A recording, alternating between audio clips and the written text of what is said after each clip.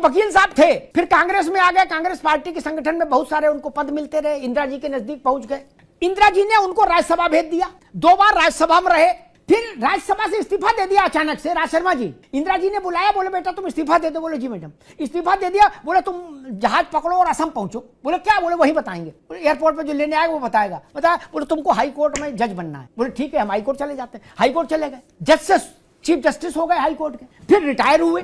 Retire होने के बाद देश में इकलौता केस है, ध्यान से सुनिएगा, देश में इकलौता केस है जिसमें रिटायर हो जाने के बाद किसी न्यायाधीश को सुप्रीम कोर्ट में जज बनाया गया हो। उनको सुप्रीम कोर्ट में बना दिया गया रिटायरमेंट के बाद। रीअपॉइंटमेंट ऑफ जजेस नहीं होता ना, सर्विस में ही सुप्रीम कोर्ट आते हैं। राज भाई आ गए, और यहां मालूम उन्होंने क्या किया, धीरे से बता रहे हैं, किसी को बताइएगा नहीं है, धीरे से कान में। जगन्नाथ मिश्रा का मामला था एक, अब आप जानते हो कौन सा मामला था, मेरे मुंह से न कहला। सुप्रीम कोर्ट में कौन सा मसला फंसा हुआ था? ललित नारायण मिश्रा के छोटे भाई, जो बिहार में कांग्रेस के आखिरी मुख्यमंत्री थे। उन्होंने साहब ने जगन्नाथ मिश्रा के पक्ष में फैसला दिया, और फैसला देते ही अगली सुबह चाय पी, बेड टी ली, और बेड टी लेते इस्तीफा दे दिया। क्या इंदिरा जी ने कहा इधर आ जाओ गुड्डू? बोले जी आया।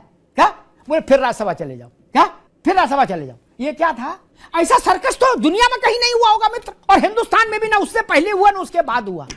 सर्वोच्च सर्कस, फैसले दिलाने के लिए जज बना दिया, और सवाल उन पर उठा जिनको राष्ट्रपति नॉमिनेट करे। आपने तो पार्टी के टिकट पर लोगों को राज्यसभा भेज दिया, लोकसभा लड़वा दी, और फिर जज बना दिया।